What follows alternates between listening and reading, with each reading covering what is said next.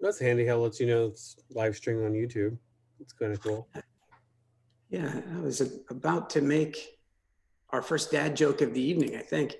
I generally don't pre-contemplate these things, but as Gerred points out, we're gonna attempt some live streaming here at the same time that we're gathering around the fireplace, sharing out technology. So as such, don't say anything that your mother wouldn't approve of, because not only are we recording, but we're live. So, or we're at least 20 seconds drag live.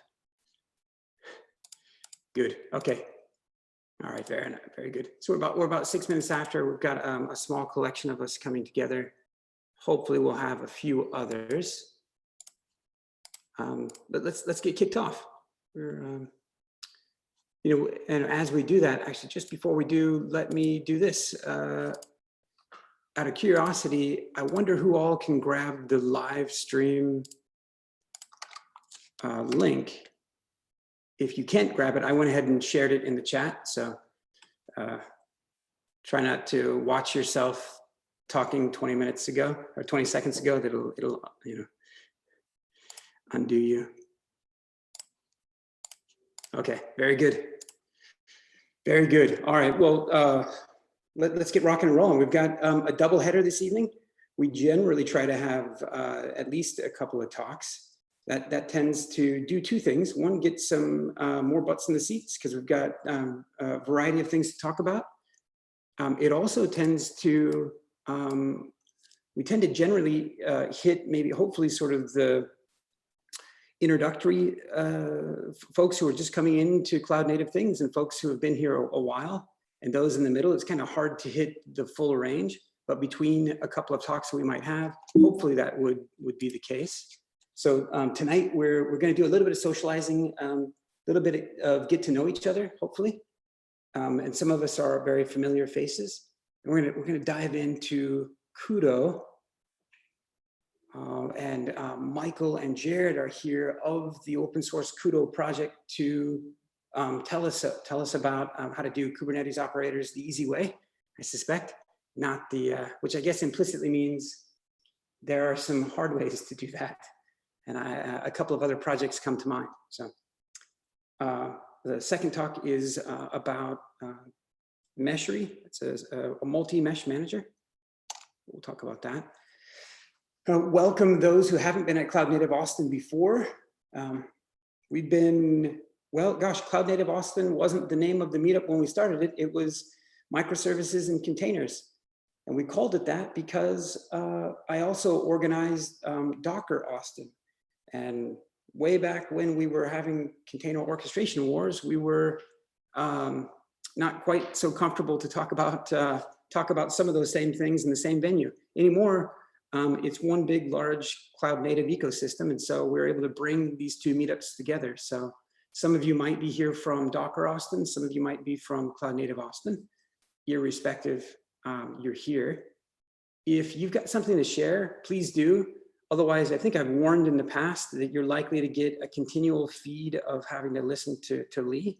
And that is not what this meetup is about. It's just that I'm the only one raising my hand. So there's a form or two out on the Cloud Native Austin meetup page. I believe it's there for Docker Austin meetup page as well. Please fill it in with any ideas or things you might want to present. We do have a number of upcoming events. If you look on the Cloud Native Austin meetup page, there's some other interesting talks coming up. I think I'd warned at the start of the year or late last year when we got rolling again that we were going to have a bit of a meshy agenda, sort of perpetually. For my part, that tends to be part of my focus. It also tends to be kind of in my mind, sort of a next step for a lot of folks, kind of just after Kubernetes. And so mostly because it's a focus of mine, we're forced to listen to it. But point is, the point of this is really about being vendor neutral. It's primarily about open source things. Within the CNCF, all of the, I don't know, how many projects are we closing in on now? Are we toward 40? Are we toward, we're getting up there. that there's so much to talk about. So, so there's really more, we only meet once a month, but there's more to talk about than we could possibly get to. So in those months that we've been meeting, last month, we were fortunate that IGNW had sponsored, and they had sponsored some sweet local Austin beer. And D2IQ is had sponsored this month's meetup. They also were bringing some sweet beer. That's turned into a bring your own, and so hopefully each of you brought some. This is the time for me to be quiet and listen to everyone else. Just as we get together as well now, not just a local community, but a community of those interested in some of the same technologies. It's a good time to raise your hand and say, you know, answer some of these questions. Just kind of, are people looking for jobs? It's a great opportunity to meet others here. People are trying to convince talent to come join them. Please speak up. Now is a great time to signal. And if that isn't happening, yep. Haley, I can jump in real quick, if that's all right. Please, yeah. Yeah. So this is Bill Carroll. I'm a customer success manager at VMware, and you know, we're looking for folks not just in the customer success area, but also in solution engineering. You might be familiar with the recent launch of VMware Tanzu, and so you know, we have a lot of customers that are exploring the service mesh space, and we're looking for people that can help them on their journey. So I can't point specifically right now to any particular opening or what cities, but I can tell you that we're aggressively pursuing getting people in the right positions to help us with this. Nice. And Bill, you're local to Austin as well. Yes, that's right. Okay. Yeah. I work with customers all around Central Texas. And then, Bill, out of curiosity, as how have the VMware and Pivotal brands, if you will, blended in your focus, or is this kind of sort of one and the same? Are they kind of? Yeah, that's a great question. I think, you know, you have those two sort of opposing, what would seem like opposing viewpoints, but when you think of Tanzu, it brings it all together. You know, Tanzu being a perspective of the application and you know, development of an application with all the tools like application catalog, which is formerly Bitnami, or even, you know, Heptio bringing what's now called Tanzu Kubernetes Grid. But then you also have the perspective of the infrastructure and the layer of abstraction from the complexity there. Tanzu brings all of that together. So, you know, I love that question. How are they blending? Tanzu really kind of brings all of that together. Now, you know, where the rubber hits the road, it's still like early days in terms of people getting to know each other and working together and planning together. But it's been a great experience. Nice. Yeah, I was just having a conversation with a couple of other VMware folks this morning on Tanzu Service Mesh. So nice. Okay. Oh, good. Go back here. The other question that we generally like to ask when we're talking about who's hiring and is it more or less what else is going on? Anything interesting that has happened recently that somebody would like to share? Who's got to share? Because anybody been to a virtual event? They learned something new.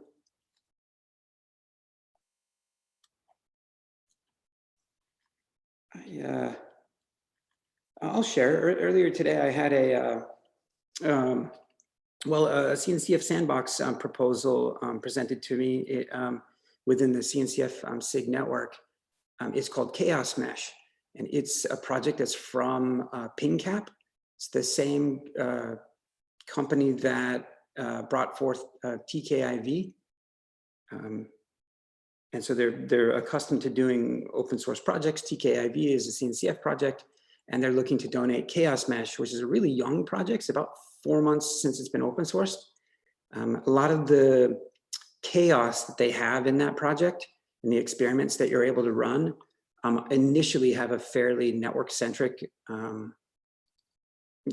bit of chaos that they can create.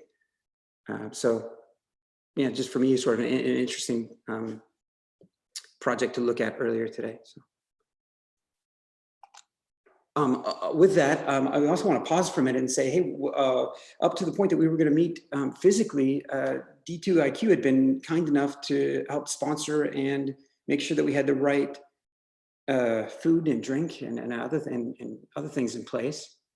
You know, I know Matt, I don't believe is able to make it today. He's not in anywhere close to this time zone, but I didn't know if anyone else from D2IQ wanted to you know, say something on his behalf. Or we're very happy to be here. Yay. Very good. Yeah, fantastic. Yeah, I very happy that you guys are here. We also, quick item, last time we met, we'd said that Open Source 101 was coming to Austin, and Todd Lewis came by the meetup, the organizer of the event, and gave a few words about it. That has gone virtual and is now, I think, rescheduled for May 12th. So a free virtual event, but if you're just getting into open source, Todd and All Things Open is the other event that he and crew run. They got a great lineup of speakers. I recommend trying to spend what time you can attending that event. So with that, let's dig into the good stuff. Sharing is paused. Bring your shared window to the front. Huh. Was everyone seeing my slides just then, or was that? No, you're good. Yeah. Okay. Well, very good. So on that subject, so Gerred and Michael are both here of the KUDO project. So Gerred and Michael, thanks for coming. Let me hand it over to you guys. Sounds great. Thank you, Lee. Let me share my screen here. I'm not going to go full screen, so y'all get to see my DeckSet app, Chrome, but that's okay. Yeah, so we're here to chat about the KUDO, the Kubernetes Universal Declarative Operator. It's a dynamic operator, and really look forward to continuing to spread the message. So, yeah, who am I? I'm a principal member of staff at D2IQ. I initially created and core contributed KUDO. I've done Kubernetes for a long time. I'm heavily involved in not only the Kubernetes level, but also the CNCF level, and I'm a chair on the operator working group and contributor strategy and a few other places. So chopping wood, carrying water everywhere I can, and trying to advance the mission. And with that, I'll turn it over to Michael to introduce himself.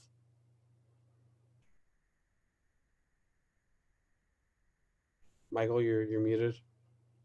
Hey everybody. So I'm a principal sales engineer at Day2IQ.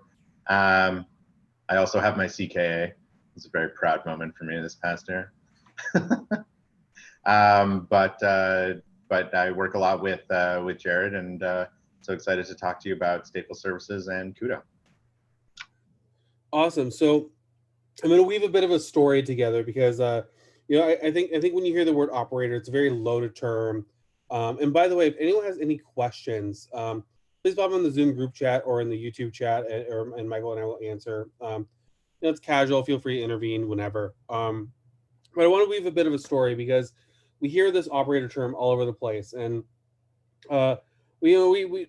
it starts from a very deep understanding about what Kubernetes is, right? And if you think about what Kubernetes actually is, you know, we start out with this notion of declarative data. And on top of that, we layer on a series of control loops or really level-based triggering that does something with that data, right? We compare a state against a desired state, and we advance on that stateful thing. And we call those controllers in Kubernetes, right? Like, and the core of that is as it reads out. Like, if I have the state of something I care about, and that changes, and I have an inferred state and a specification for what I want, I always want to be advancing the state towards that thing. right? And we call that a controller, and we have a reconciliation loop that actually performs that advancement. So, okay, great. We have this notion of a controller, but we hear this thing called operator thrown around, which doesn't sound that much different from its onset. And even in the operator working group, we're working to nail down a definition of this. And it's been very complicated. If you look in the TOC mailing list and the app delivery mailing list, we've had a lot of discussion about this, right? Us and a lot of others, have worked through this problem of what exactly is an operator. So, we start to describe this as, okay, well, we have something that is data with something that advances the state on it. Well, that sounds like a controller, right? So what's the difference really between a controller and an operator? Well, a controller reconciles state, but it doesn't care what you're doing underneath the hood. It's thinking about its own domain of a pod, a deployment. How do I advance those things, right? And so, in a general sense, a controller plus a declarative resource, meaning an operator, doesn't make sense, right? We already know that we don't necessarily want to do this. And it really comes down to application awareness, right?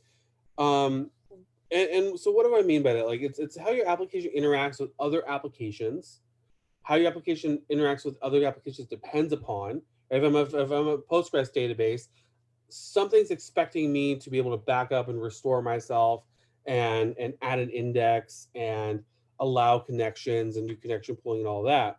How I scale. It's not just a matter of increasing your number of replicas when you talk about a more complicated application. If I'm going to go scale etcd, I actually have to call an API endpoint, the membership API in etcd, to scale up my number of replicas for etcd. And the same for scaling down, right? And then also, like, what your application needs to know when it needs to upgrade and recover. And sorry for the slides getting cut off, but really it's handling a full life cycle that is very contextual to the application that we're running. So we paused on the KUDO team, and we're working on this in upstream as well as part of the operator working group, that an operator is a controller that's well optimized for the requirements of its domain. And there's a lot more nuances there than we have time for this talk. But if you apply domain model plus a controller, now you get an operator, right? With lifecycle as a focus there. So, okay, great. Gerred, you've convinced me. Let's make operators out of everything. Like, if it exists, why don't we make an operator out of it, right? Postgres sounds great. Migrations, right? Backups. Let's add a Kafka topic. Why don't we make a Kafka topic a CRD? Streamd does, like, let's write an operator for all these things. But you start to see a problem when you approach this world.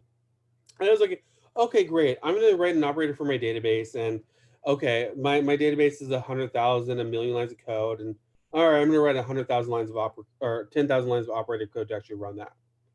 All right, well, let's try to drive this model to its edge, right? All right, okay, cool. My monolith, okay, 10,000 lines of code, 10,000 lines of operator code. Well, maybe I should write an operator for my microservices, right? And suddenly, this relationship starts to invert upon itself, where why am I writing tens of thousands of lines of code to operate something that is the smallest possible thing, right? And we get into this level where it suddenly doesn't make sense. And what the heck am I doing? If you look at a very concrete example, if you look at the Elastic operator, you have 53,000 lines of code or 65,000 lines of code maintaining all of Elastic. And then what happens next, right? I've written all this entire tower of things, and another version of Kubernetes comes out. If you go back to September and you had a lot of Helm charts and a lot of tooling using apps v1 beta 1 or extensions v1 beta 1, you had a bad day when they dropped apps v1 beta 1 and extensions v1 beta 1. When deployments became apps v1, right? And it can be a full-time job just keeping up with Kubernetes releases if you're writing software on top of Kubernetes and your domain is not a Kubernetes developer. So how do we not all just become Kubernetes developers and maintain our domain of, hey, I'm a great developer working on Cassandra. I want to ship Cassandra on top of Kubernetes without knowing all of these things, the intricacies about the API, right? And really what we posit on the KUDO team is we have an accessibility problem with orchestrating applications in an application-aware way native to that tooling, right? So we believe that operator development requires too much Kubernetes domain expertise. We think that operators can actually go really far. There's a great case for doing a lot of orchestration using this sort of application awareness and tooling, and really want to enable new pathways so that more applications can be built in a Kubernetes native way without having to have 15 Kubernetes experts wrapped around your organization. So that's why we created KUDO. We really focus on like you should be experts in your domain. We believe that you already are. We don't think you should have to be experts in Kubernetes now and for every effort in the future. And we think we can do that with just using Kubernetes in and of itself. And so how does that manifest, right? Like we focus on the orchestration of Kubernetes primitives, including other operators. It's a tool focused on shipping your application alongside its runbook, right? I've deployed my application. Now what? I need to do backups, restores, upgrades, compactions, all these things that would normally be part of a runbook. Bury it into your app and use your native tool, right? Like use SQL, the MySQL CLI tool. Use the Cassandra CLI tool. Don't rewrite all of this stuff in Go. And we really are promoting application awareness and use of that application native tooling instead of writing something like MySQL dump or PG dump in Go, right? And we don't think we're the right tool for every operator on the planet. Just a lot of those that have that. But we also believe that there's room for, and we're built on KubeBuilder as well, for exposing other primitives that something like KUDO can use in that orchestration environment. And we have community governance and a roadmap. We're heading into the CNCF sandbox. We're really in the administration phase of that. And KUDO is just Kubernetes. So quick KUDO architecture, this is actually changing really in flux, but the core of it, you have some CRDs that define an operator and the instantiations of those operators. You have a controller that operates on those, and you have a repository model that we're moving over to OCI that contains the operator and potentially its images in the future for air gap deployment. So the core piece here is we have an operator, we have versions of those operators, and then you instantiate the operator at that version, which then can move from version to version to version. But most importantly, we have a single polymorphic controller that operates on all of this instead of you having to run a different operator for every single instance. So as of today, KUDO is stable. We're actually a version ahead. I forgot to update this. We have a declarative approach, but we're still manually sequencing. We have all the things you'd expect to be able to actually write and make these operators, and our base functionality is very stable. And we're experimenting ways to where we're heading towards 1.0 in conjunction with advisors up in the CNCF TOC. So where we're heading is an OCI distribution of operators and the components, and including air gap, user-defined commands, right? It's one thing to be declarative all the way down, and that's very useful as a developer. But at the end of the day, someone's going to want to say, go do a backup, go do a restore.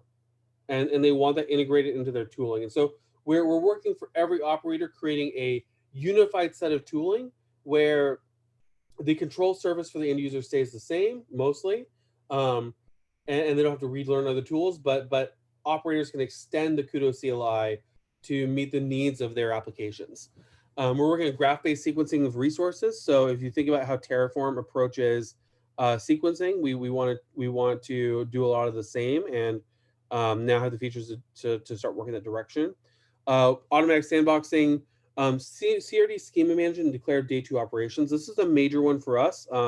It required Kubernetes 1.17 and CRD v1 to stabilize. But the idea here is being that instead of how far can we drive this declarative model, right? And can you, as a developer using KUDO, create something like a Kafka topic CRD, right?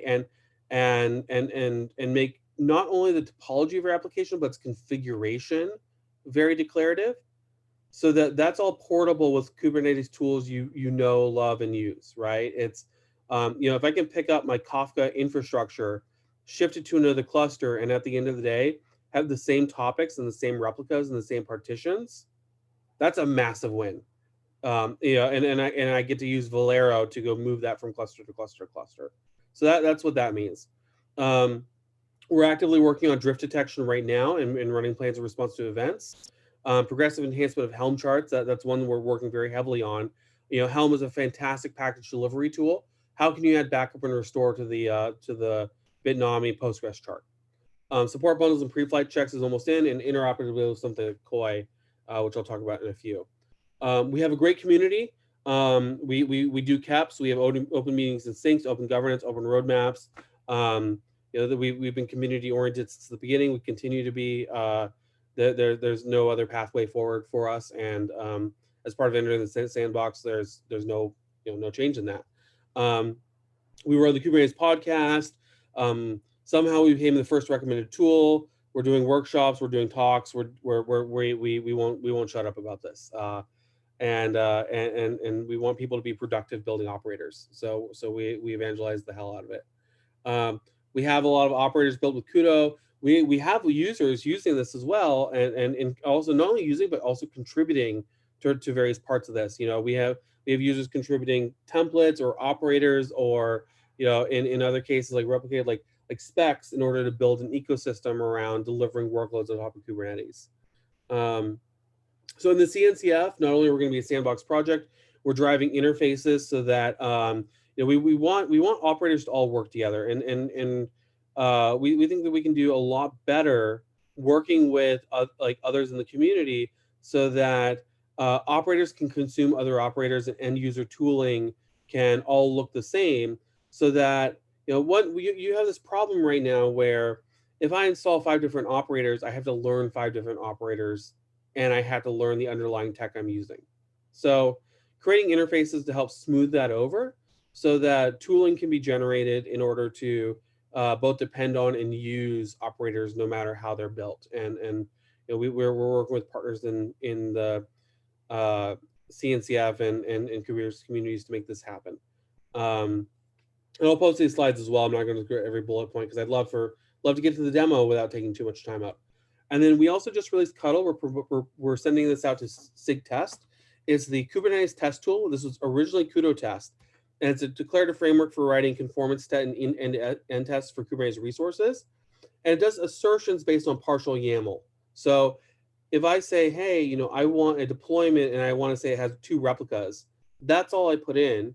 And it's at cuttl.dev, and I run it and it works, right? So we partnered, we released this. We now have development from Red Hat and a few others to start trying to drive operator scoring and hopefully drive this up into Kubernetes SIG test to provide a really nice declarative end-to-end test tool for Kubernetes and Kubernetes resources. If you use conf test, this is fairly similar, except this runs on running resources, not on your static templates.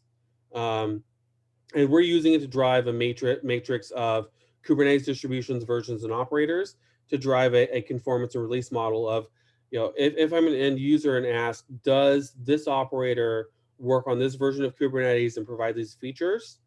That was why we originally started this KUDO test, and it's now spawned out into KUDO. So it's there. 0.20 is out today, but it's much more mature than that. We've just split it out into its own tool. We'd love you to get involved. Oh yeah. Question. Yeah, question on KUDO. Could you contrast that against Sonobuoy in a bit in terms of the objective? Because it sounds. Yeah, absolutely. So Sonobuoy's intent is to gather diagnostics data or whatever pluggable data that you want out of a cluster, right? One of those happens to be conformance tests. It can grab out a Zookeeper configuration if you write a plugin to do so. So it's thinking about the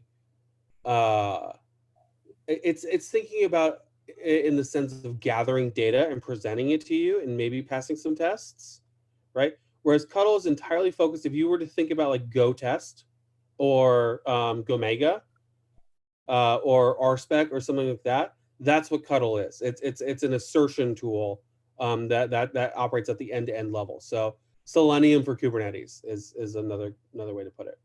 Nice. And not necessarily operator specific, sort of the genesis was around operator conformance, but broadly useful for. Exactly. And that's why we split it out, because we started to notice other people really wanted to use this as well.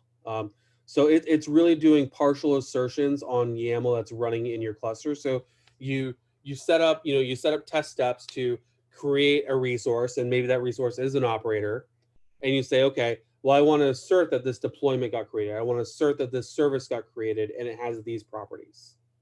So that test set is, and like to your point, is not necessary, or maybe I should ask the question differently. The assertions are made on the current running config of those Kubernetes constructs, those objects, those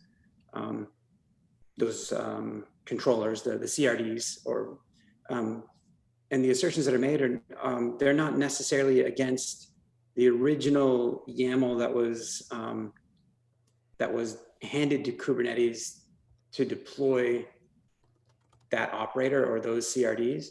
That's correct. Yeah. I'll actually, let me pause. I'll share my screen. I'll share our Kafka tests, because this explains it super well. So otherwise, get involved. We have all this stuff. Puddle site is up.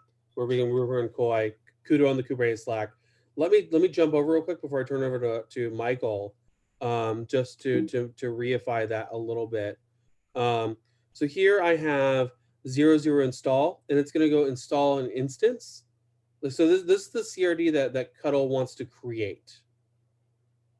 And then this is the assertion that I make, is that not only does this instance exist with this status, but this stateful set exists with these parameters in this status. So I have a test step where I do this, and then I assert that. Oh, very good. And I do that. Does that answer your question? Yeah, I think so. Yeah, it actually does.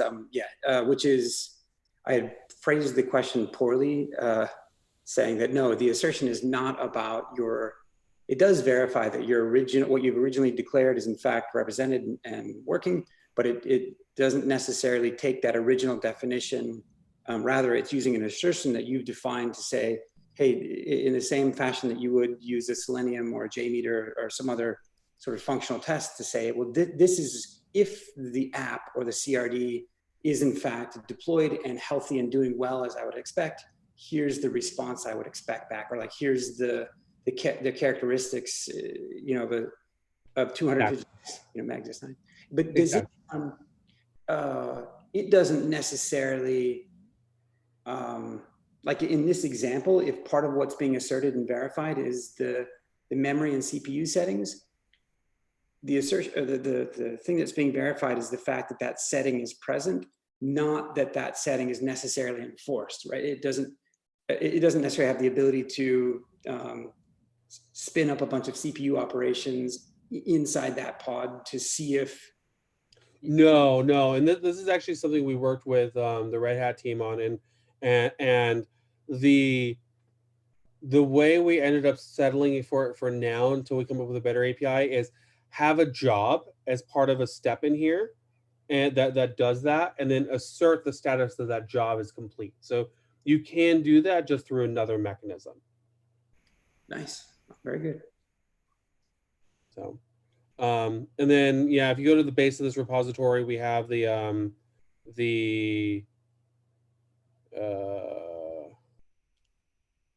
things moved around on me. My cheese moved. Here we go.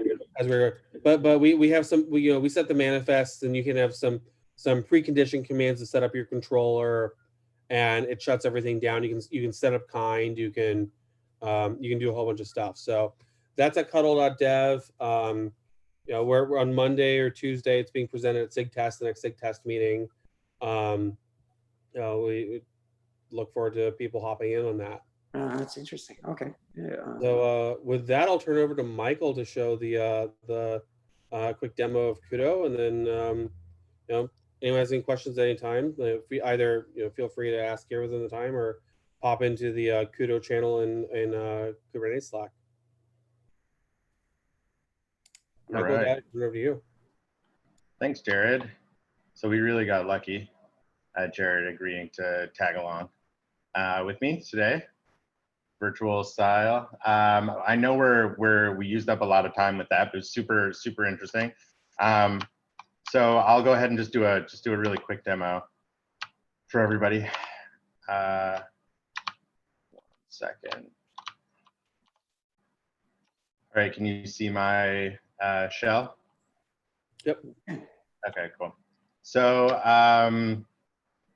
so in the top, I just have a watch command against the pods in this namespace. So the only thing that stupid tmux.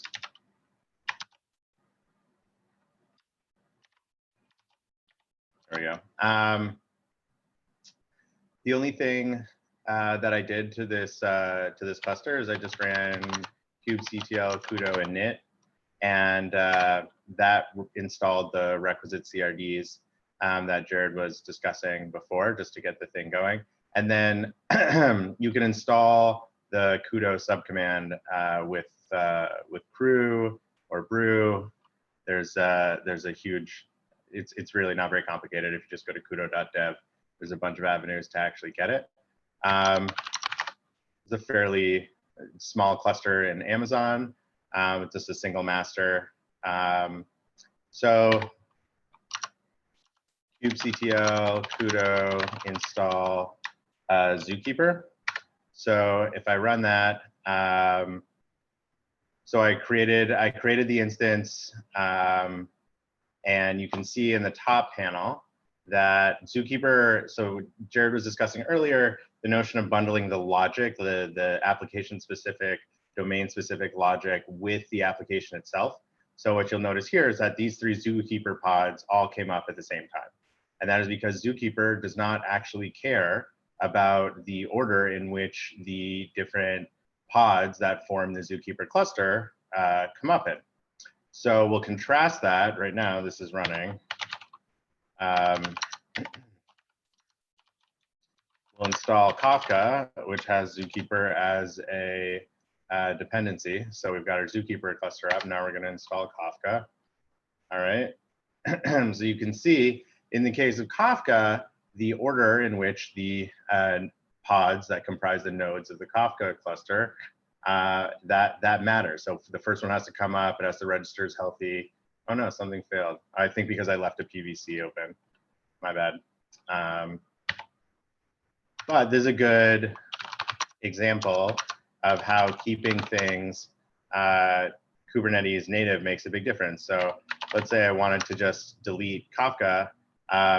We've taught, by virtue of the CRDs, we've taught the Kubernetes cluster the notion of what an instance is. So here I can just do not kubectl kudo delete, I can just do kubectl delete. But anyways, I mean, I'm pretty sure it's because I had some PVCs hanging out there. But anyways, that's, you could apply the same logic to something like Cassandra, and it'll go ahead and deploy Cassandra. So as Gerred, his discussion points focused on kudo as a framework and a mechanism for deploying, for creating operators. It is also a library of operators, so you can make use of those today in your projects.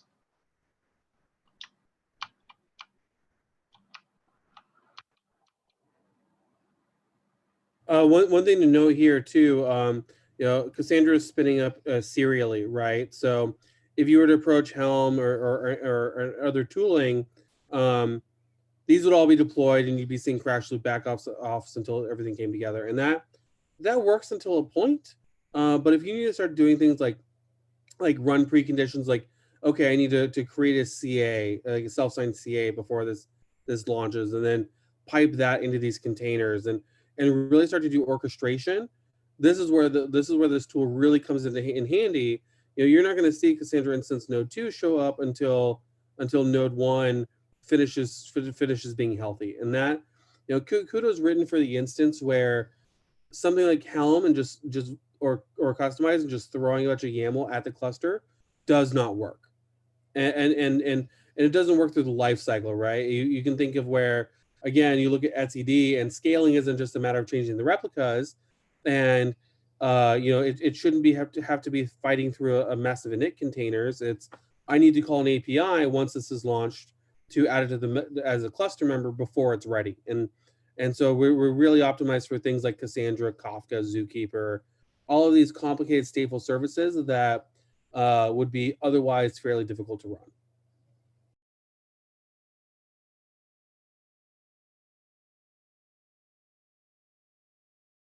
And run the full life cycle of, right? It's, you always think about this, like the Helm chart's great until 6 months from now when I need to upgrade or I need to do a compaction, and I'm right back at my VM level tools where I'm kubectl execing in. So yeah, any other questions, comments, concerns?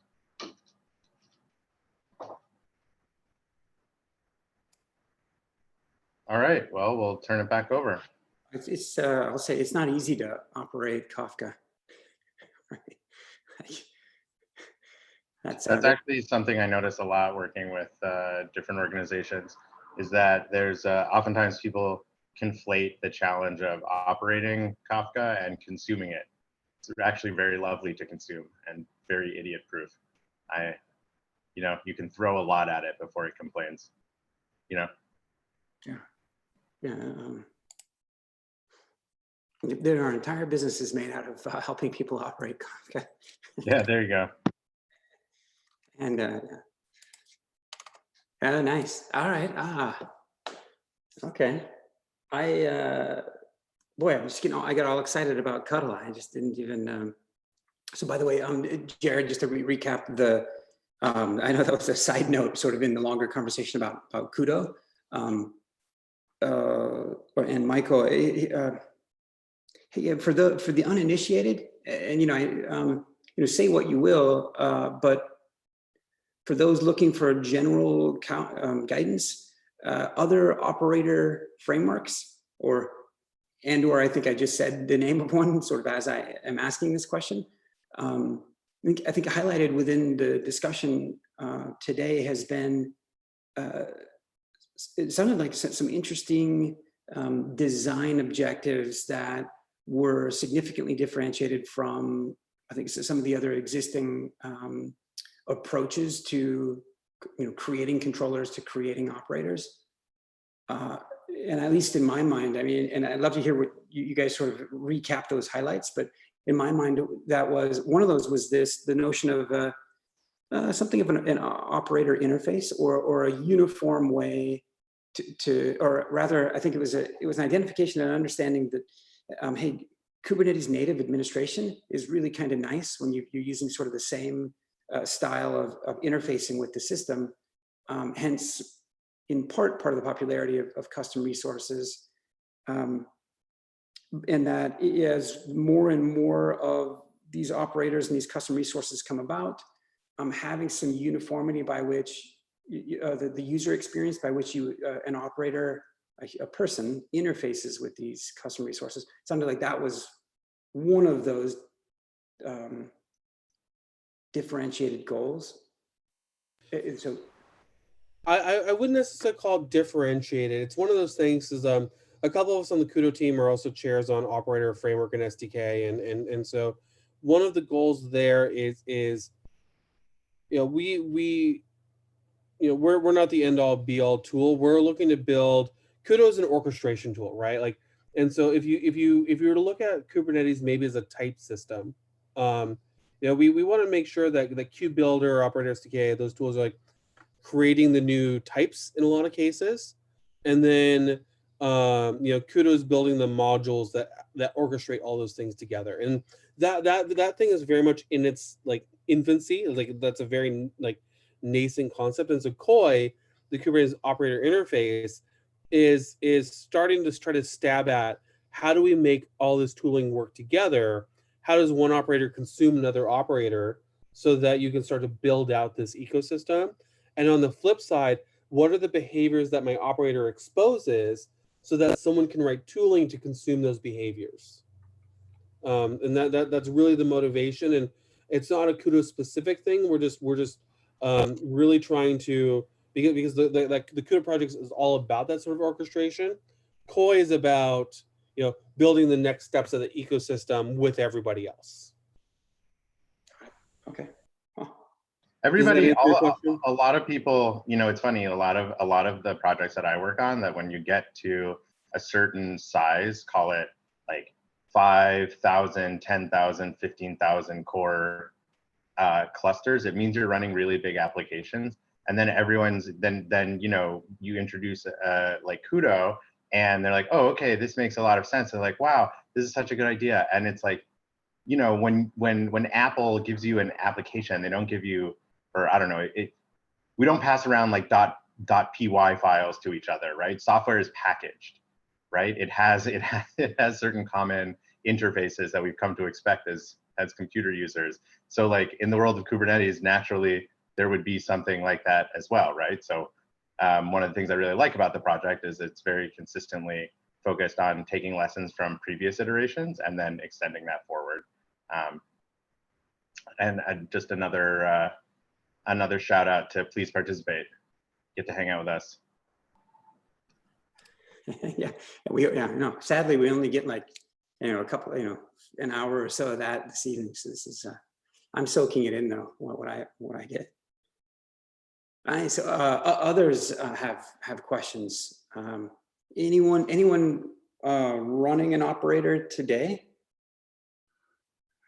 People using controllers? And not necessarily in a serious way, but just maybe have had experiences with operators. Be kind of neat to hear. Oh, very good. And there's a link to a bit of the tool comparison there in the chat as well. Okay. Nice. Okay.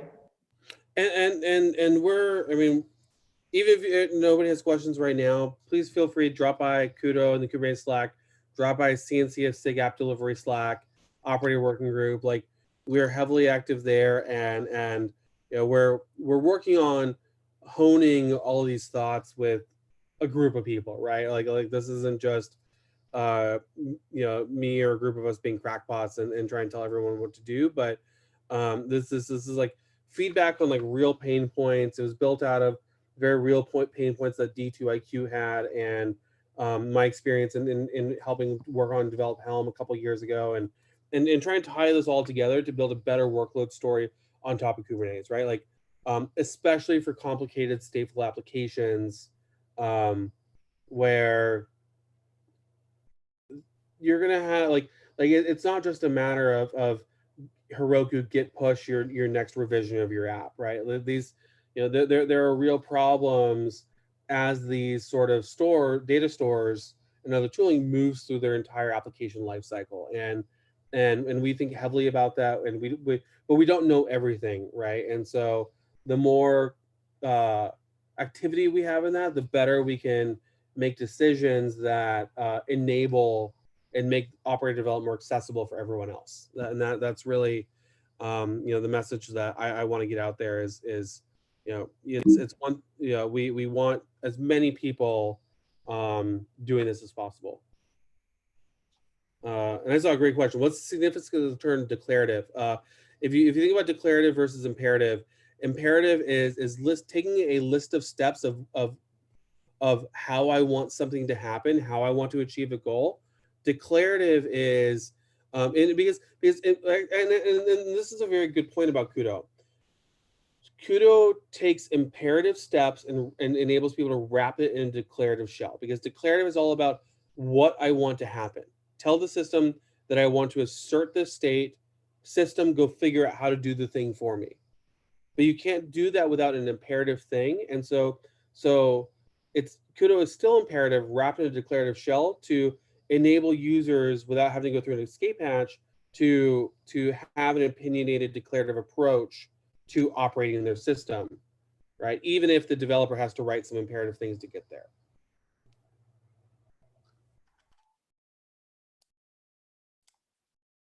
Nice. Well, very Does that answer the question? I just want to make sure that all. If not, you can always ask in the KUDO Slack, and we can talk about imperative and declarative for days. yeah, good question. Fair enough. Well, I almost hesitate to ask this, but wow. But in person, a lot of times, hey, we'll get a break. We'll go grab a beer. We'll go, go hit the restroom. I figured I'd ask, is anybody, we could take a quick vote. Anyone looking for a 5-minute restroom break? Or are you guys ready to move on?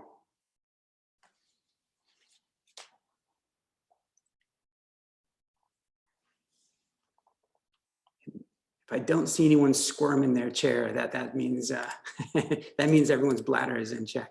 Okay, good. Rich, good. Okay, fair enough. All right. Well, second presentation of the night. Folks get to listen to me. I should have said that I have to grab more water, otherwise.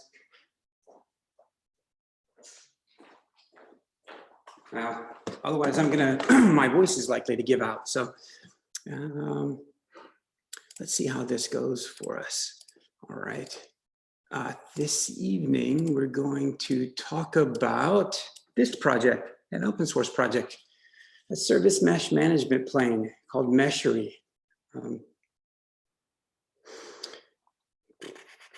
Boy, how to best introduce Meshery. It does a number of things. It is, as a side note, actually, the project site is out at meshery.io. There's also meshery.dev that was originally registered, and but it didn't just. It was like KUDO was the only other project out there that seemed to be using the .dev. So just kind of an interesting note that was like part of the thinking about where to get a project page and how to get it up and going. Reason I wanted to bring up this project page is because I wanted to highlight the long-standing effort of any number of contributors that have come by the project. As a matter of fact, I'm pleased that we've got a couple of the contributors joining us this evening that are in the call. Some of them may even be pictured here on this community page. So just a very much so community first project stewarded by Layer 5, and stewarded by the people that you see here. The project really has a number of, as an open source project, a number of maintainers from quite a few different companies. And I'm gonna talk about that because it becomes harder and harder to represent all those interests, and is in part why Meshery as a project is also inbound to the CNCF. And so let me ask you guys for a quick favor. I've just gone into this full screen mode. Is everyone seeing the full slide now? Yep. Okay, very good. All right, and so as we transition over, I was saying Layer 5 is a service mesh community. So, it is, in fact, the largest set of people huddled together, focused on helping people adopt, learn, and operate service meshes. So come and hang out. You muted. You muted.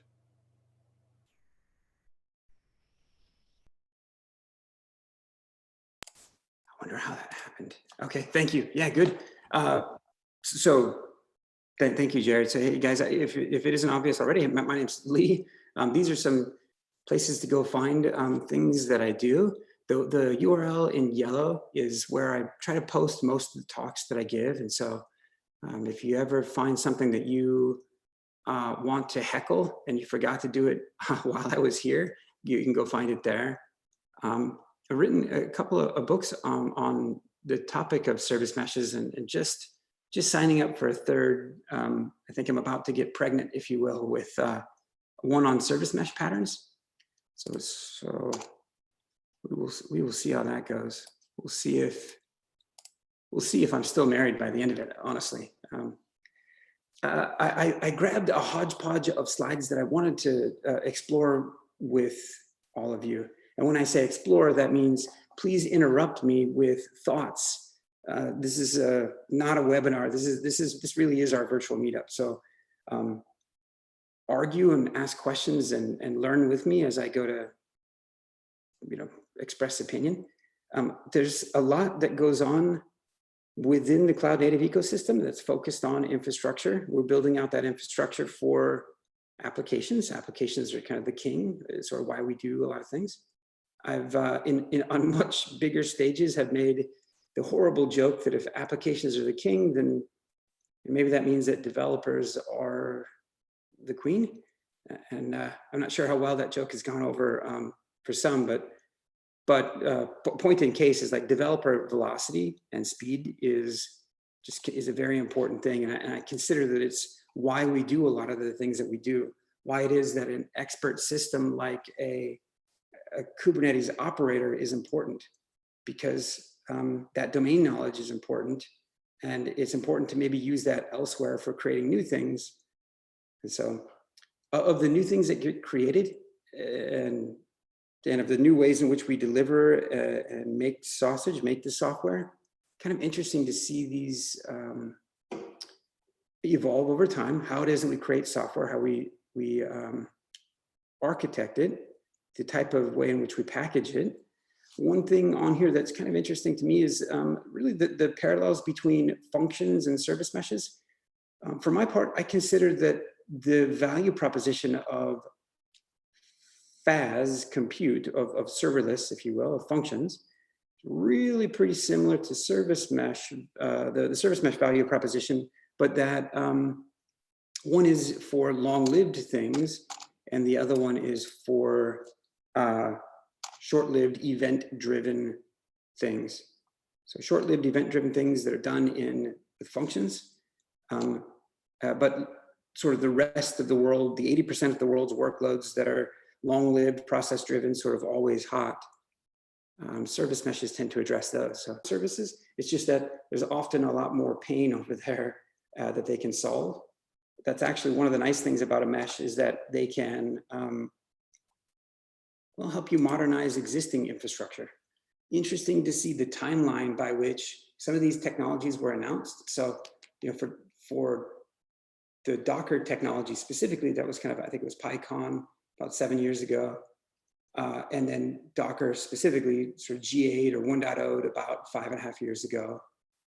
And sort of to kind of look across these and see the cadence by which these technologies were generally, the term was coined and sort of generally announced, and kind of take a look at the leading project in each of those areas. So part of this is to say that, hey, service meshes have been kind of the hot buzziness for the last couple of years. And it takes people and organizations a long damn time to seriously get hip deep into some of the buzziness. And I consider that some of that is happening now. Maybe this is, I don't know if this is the last concept that I was going to try to convey, and that is sort of the importance of a mesh and the decoupling that happens with a mesh, the decoupling between developers and operators. The notion that service meshes are empowering of both of those personas in big ways. I think it's pretty obvious to those that take a look at a service mesh that operators are most obviously empowered to have deeper control over their infrastructure and not necessarily have to go to development teams for some of the type of control and visibility and security that they otherwise might have had to go to the development teams for. Development teams are empowered because they don't have to be concerned with quite as many infrastructure concerns in their application code as they might have otherwise had in the past. I'm presenting this and sort of assuming that most are pretty familiar with what a service mesh does, and I'm in part doing that because that's probably generally true, but there are the other talks you can look at if you want to know what a mesh does in specific. on the topic of service meshes, there are quite a few of them out there. It is meshy out there. There's about 20 of them or more that we're tracking on the service mesh landscape. This landscape is community curated. So each of the meshes, each of the technologies that are listed almost all of them have been added by the stewards of either that open source project or members from the company that has that product. There's a proliferation of service meshes and related technology out there that over time, we would probably expect that there'd be something of a consolidation. Certainly some service meshes enjoy much more popularity than others, but the fact of the matter is today it's a multi-mesh world.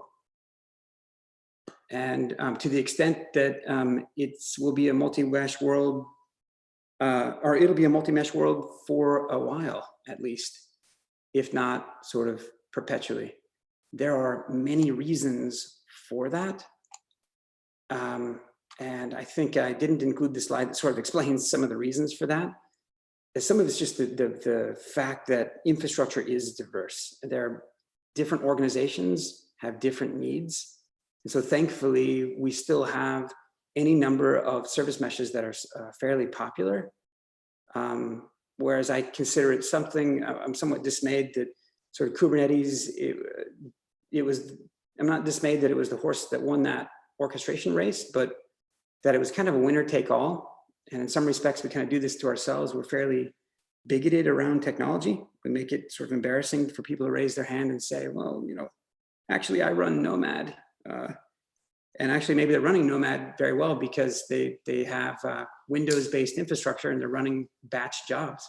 Nomad does great for that. So my point is there's a bunch of meshes out there. They're not all made equal. Some of them are a lot harder to use. Some of them are a lot easier to use. Some of them are much more capable and powerful. But because of that phenomenon, there have begun to become abstractions, interfaces abstracting away how it is that you might interact and integrate a service mesh. One of those is the service mesh interface. The project that I'm speaking about tonight, Meshery, and the community layer 5 were both launch partners with SMI during its announcement at last year's KubeCon in Barcelona. SMI, I just got done approving its entrance into the CNCF 3 weeks ago.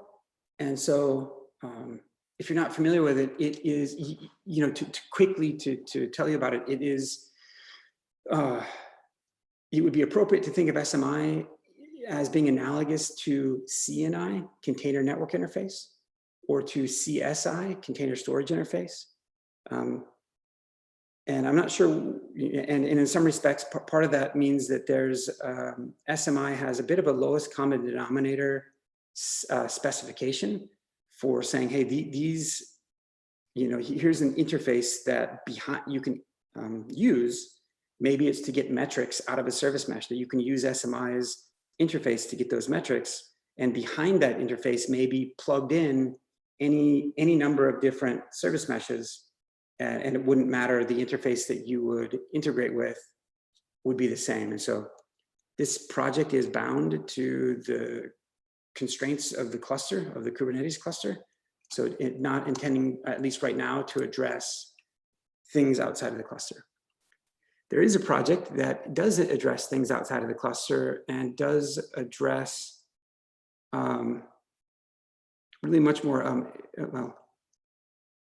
anyway, it's a project called Hamlet. It's stewarded by VMware currently, and is about federation of meshes. It's really about service catalog exchange, the exchanging of services and their information from one service mesh to the next, irrespective of whether or not that service mesh is of the same type, irrespective of whether or not it's a homogeneous or heterogeneous deployment of service meshes. Lastly, there's a third specification that's coming about. This one is coming out from, from layer 5 in combination with the University of Austin, Texas, and Google. And it is about a uniform way to describe the performance and overhead of a mesh.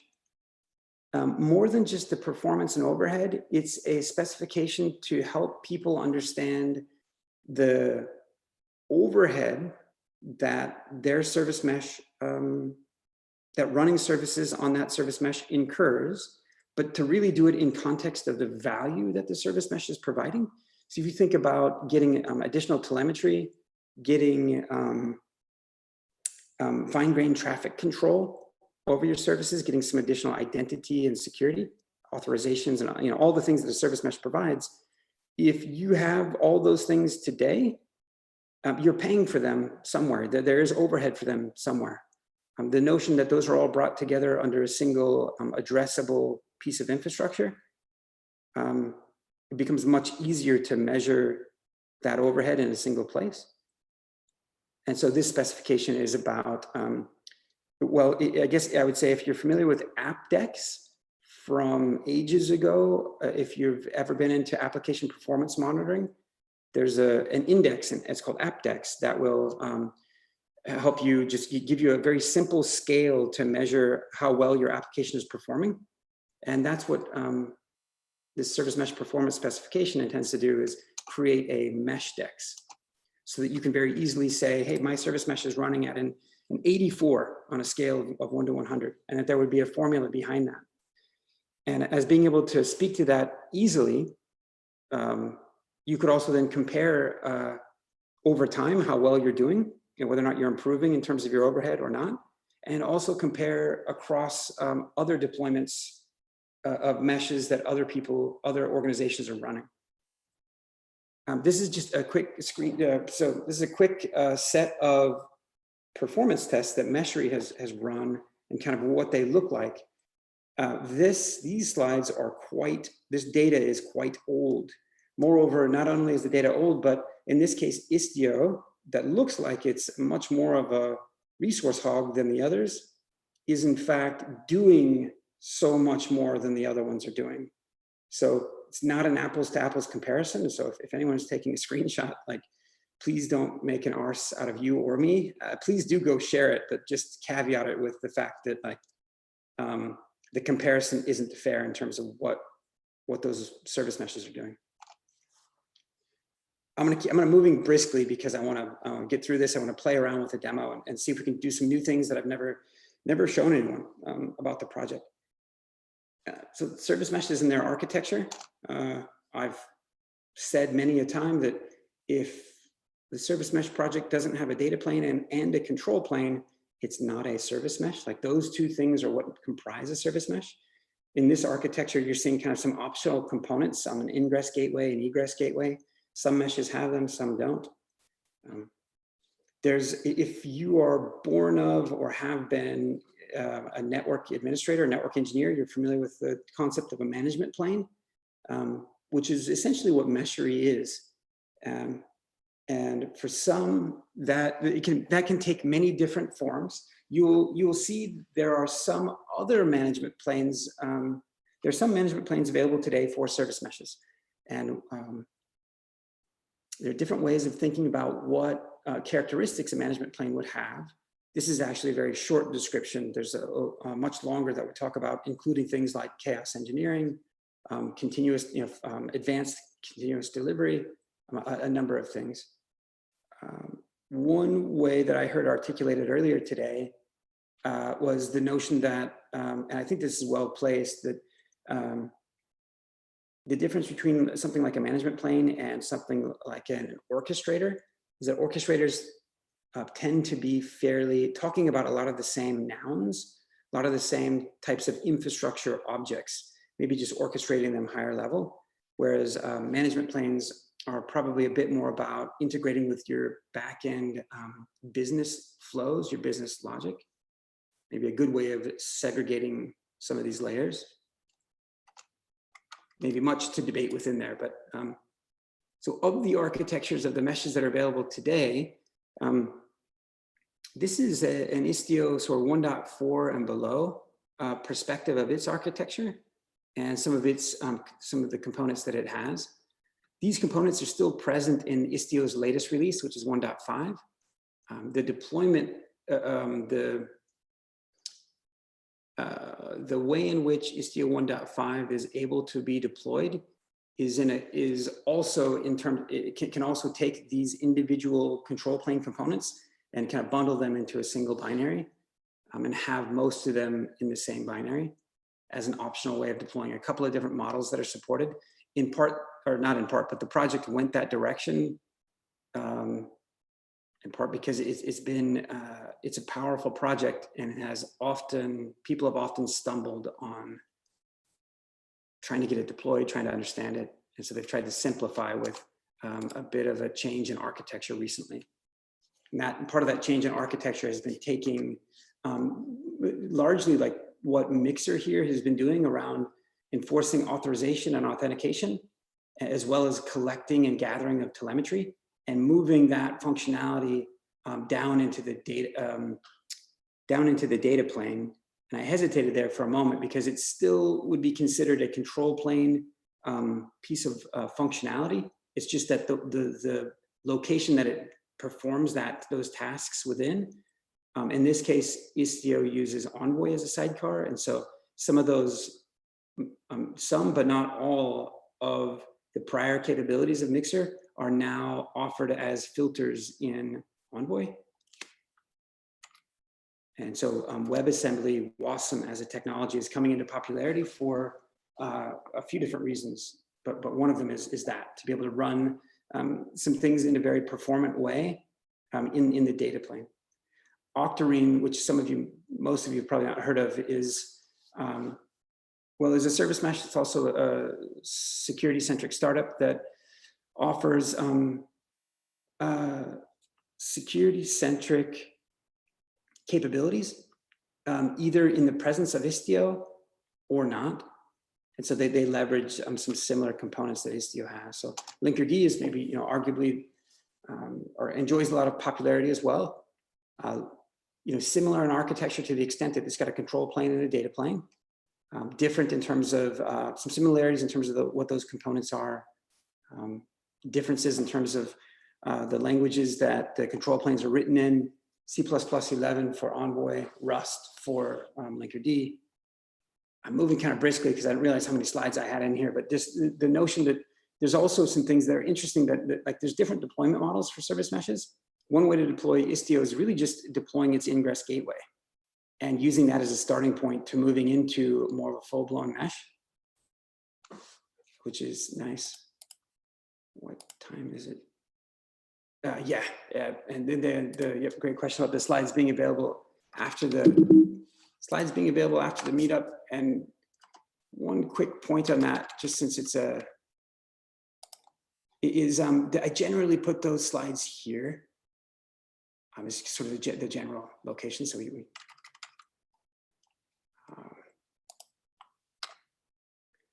different service mesh deployment models. Ingress, easy way to start. Just, sort of Istio a la carte, if you will. I could borrow from Dan Cirilli, the Istio product manager. Another way to deploy service meshes that sort of fell out of popularity and then sort of came back in popularity. And so I guess I haven't done a count of how many service meshes go the route of sidecarring proxies versus how many service meshes go the route of deploying a proxy per node. But this was Linkerd v1's architecture. Linkerd v2, formerly called Conduit, had then moved over to the sidecar or the sidecar proxy model.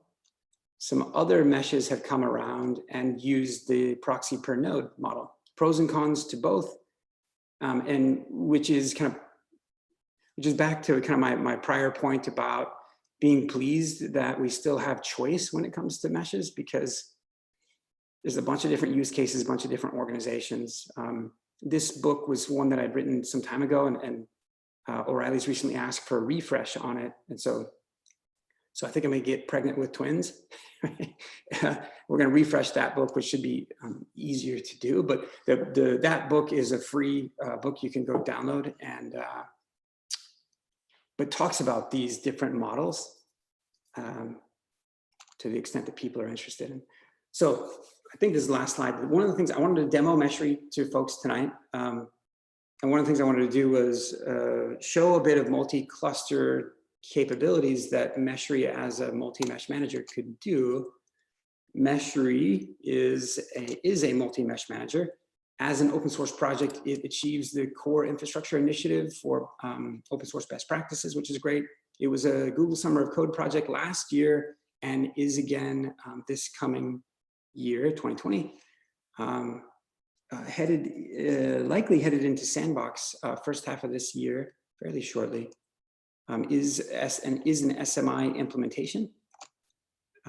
Meshery itself has enjoyed contributions from a number of companies that want their service mesh sort of represented in this project. And so right now, Meshery supports 6 different types of service meshes. The ones that are highlighted in yellow are adapters, Meshery adapters for that specific service mesh that were written by those companies or those open source projects. An interesting note here is that each of these projects, each of the vendors have agreed to run Meshery in their, just as soon as it's ready, to run Meshery in their build and release process, to have Meshery do that performance testing and the mesh decks that we were talking about earlier for Meshery to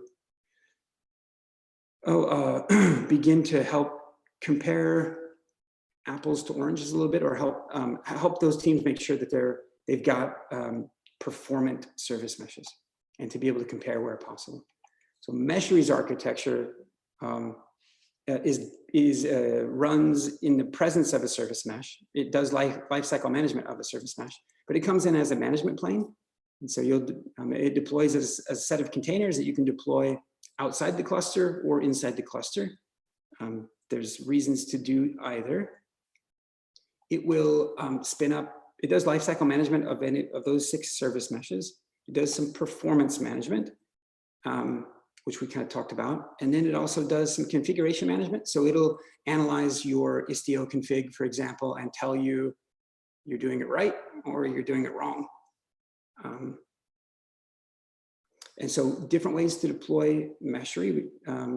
There are, you can use Brew or Bash, or it runs on Windows and Linux and Mac.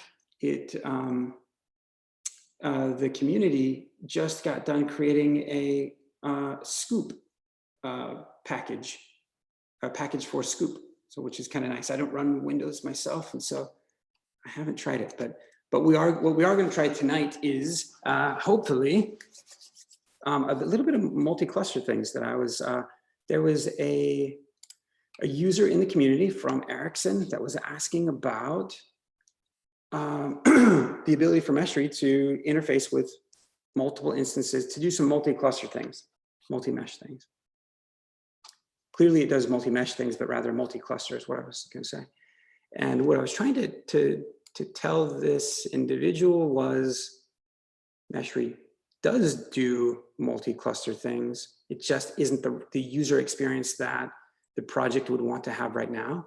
So I'm going to, so we're at 7:25. I think we'll do 10, 15 minutes of demo and see if I can't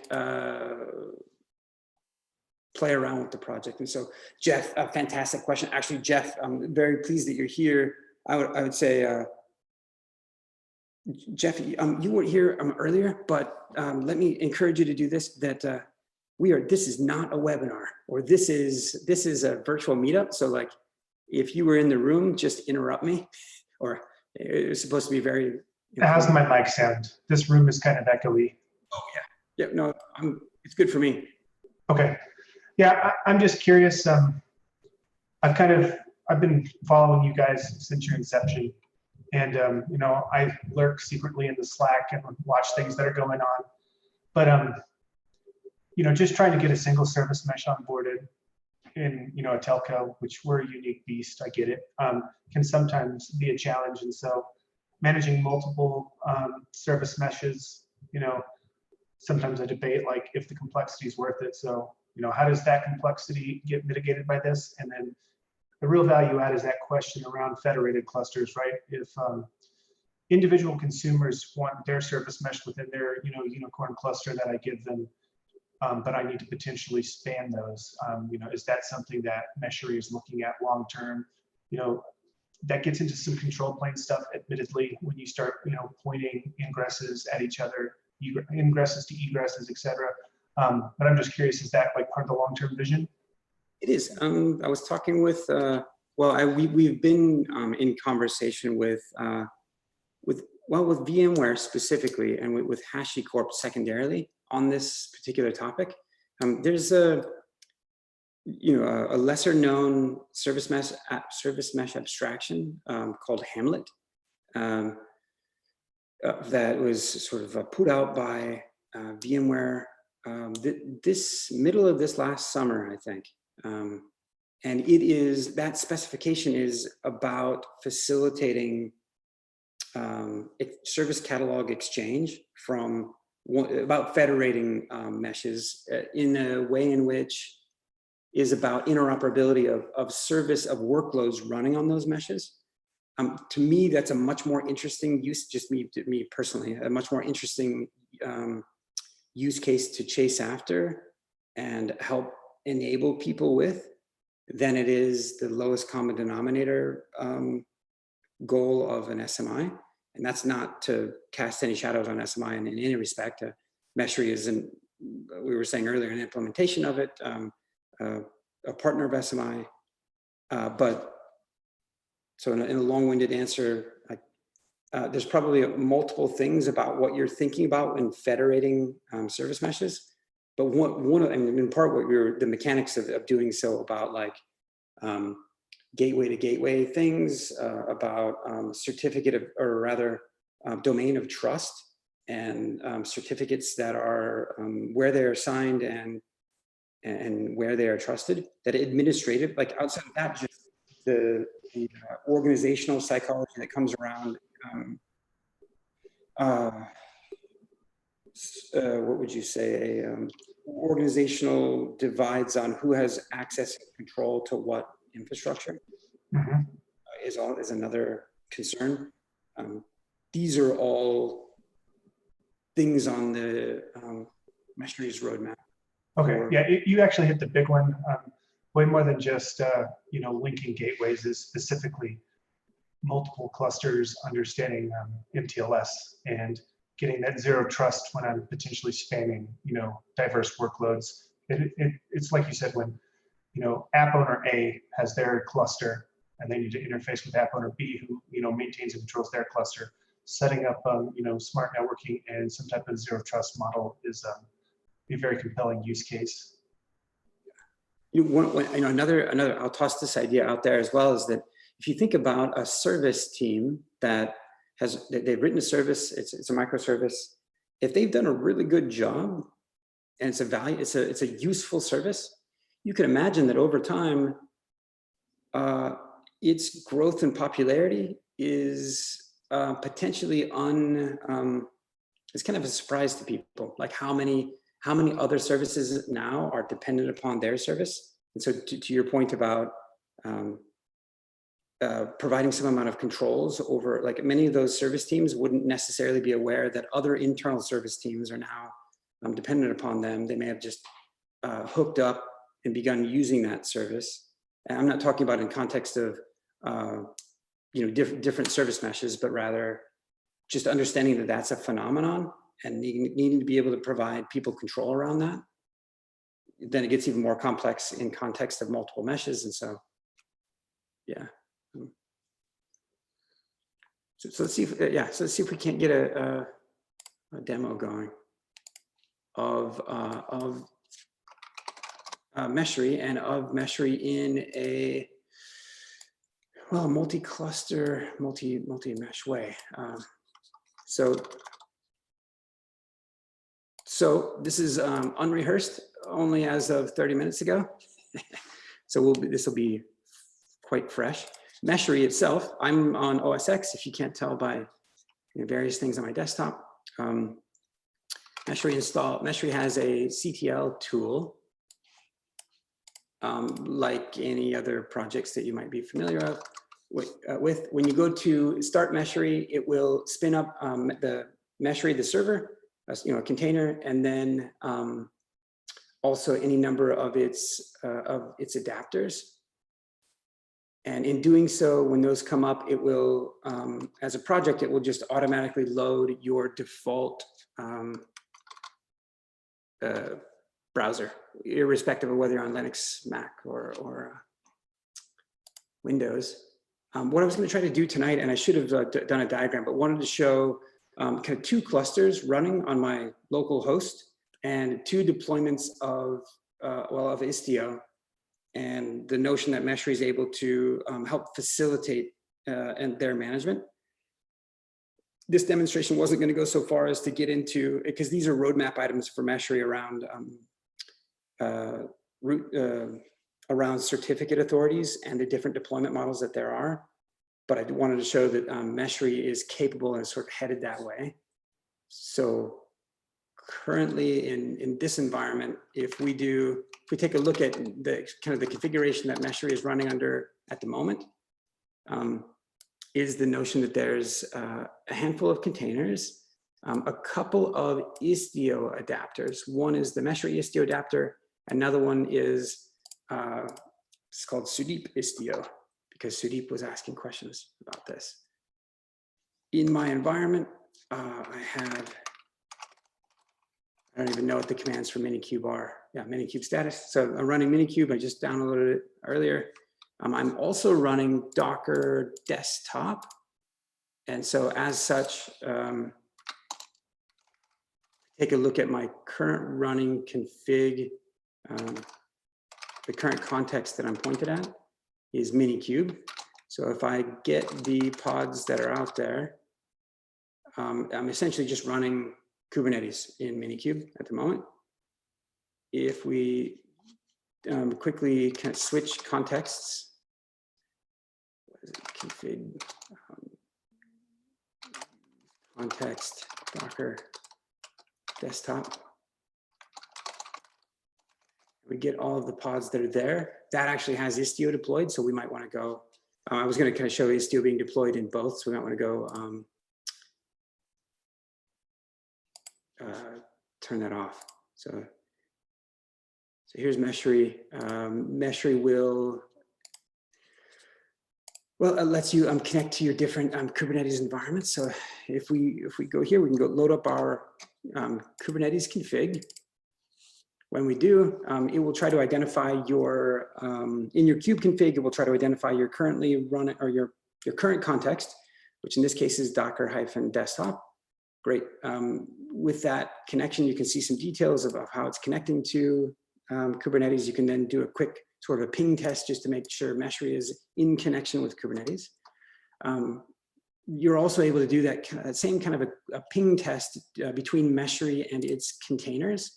So this isn't Meshery pinging an instance of console, but just Meshery communicating with its own console adapter, its own adapter for console. So we can see that there are 2 Istio adapters in this environment, one running on port 10,000, the other one running on port 10,010.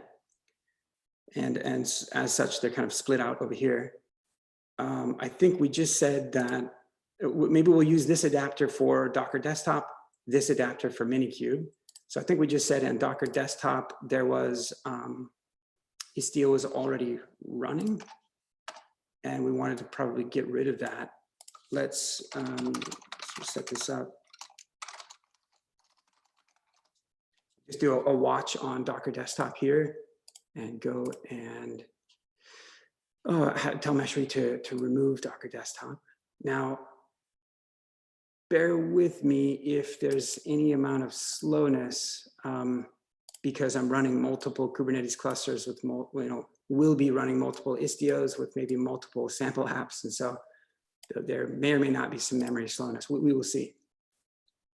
Okay, so I think it looks like over here we also have book info as a sample app also deployed. So we're going to remove that application off this cluster as well and kind of start fresh between the two. So we've got sort of 2 fresh clusters. As those get fully deleted, fully removed, I believe Istio is fully removed. So let's go ahead and install the latest version of Istio with MTLS. And we should see that coming up over here. Could also go, Meshery as a project is very shortly, it'll have much better sort of real-time feedback about, it's sort of, the community is building out kind of mesh sync, if you will. So it'll be a bit more fluid. And by the way, I couldn't, part of the reason I started out the introduction of Meshery tonight with the highlighting the members of the community is one, because I'll say thanks again to those folks who are spending their time here. Some of them are on the call here tonight. Some of them are actually working on exactly what I just said about mesh sync. So very, very proud of those folks. I don't want to embarrass anyone, but so Istio is now deployed. Great. Let's go ahead and deploy book info. And as part of getting that sample app going, let's also apply a config to book info to say that we'll maintain that all traffic be routed to the V1, the V1 version 1 of the reviews service inside of book info. So if you haven't seen book info before, we'll bring it up here as this gets running. Actually, it looks like it is. So in the case of Docker desktop, we'll be able to go to my localhost /product page. Hopefully as this fully comes up. I'm not sure that it's necessarily ready for, let's see. Necessarily ready for connection just yet. Or that maybe I applied that virtual service rule maybe too early. So hold on. Let's see. So in this environment, we go get the set of virtual services that are there. We've got a number of them configured. These should be the ones that are only allowing traffic to go to V1 of book info.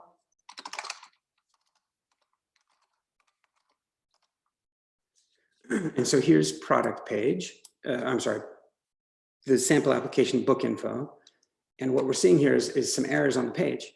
And that's because of the rule that we just applied that said, hey, you can only go to V1 of book info. And so that's not super interesting, but what I wanted to do is go over and have Meshery deploy to the other environment, to Minikube, and confirm that and also deploy book info, and then confirm that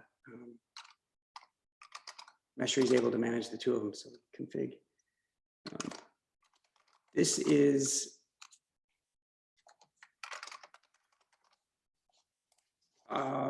where Meshery needs a slight bit of an enhancement to make part of this a little easier. That you should be able to just come back here in the UI and switch between the contexts. That's an easy way of doing that. And so there's a little bit of enhancement that needs to be done. But as we're doing kubectl get pods now, we're doing it from the Kubernetes environment. I'm sorry, the Minikube environment. So yeah, so we switched context. We're over here. There isn't Istio. If we go over and I think go to our other Istio adapter, we would then be able to install Istio to the second Kubernetes cluster, have that deployed, deploy book info, and then we can exercise a couple of other capabilities of Meshery around analyzing your Istio config and running a performance test. Maybe running a comparative performance test between the Minikube deployment and the Docker desktop deployment. I mean, for giggles, I guess. So while this is coming up, I think we're almost there.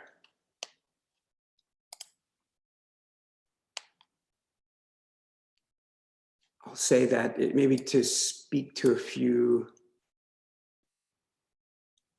roadmap items for the project. roadmap, there's a lot more dynamicism to be involved for the type of configuration that people might want to apply from this UI.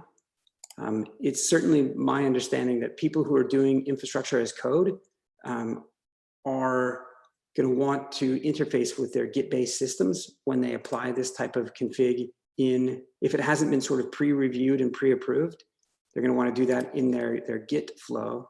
So Meshery will integrate there and facilitate both of, facilitate hopefully the best of both worlds of giving people a visual interface in which to understand what's going on with their mesh, and then let them apply changes, but have those changes reviewed through through Git, through their normal kind of peer review process. So Istio is deployed there. Hey, Lee. Are you doing any work with, like, you mentioned infrastructure as code with some of the third parties that do, like you mentioned HashiCorp earlier, like getting a Terraform provider so that way as an entire, you know, plan that I was putting together, I could have this be part of it? That's a great suggestion. No, we're not. We're significantly partnered with HashiCorp. This community is, and have some initiatives together. That's I'm taking a note, but that's a great suggestion, Jeff.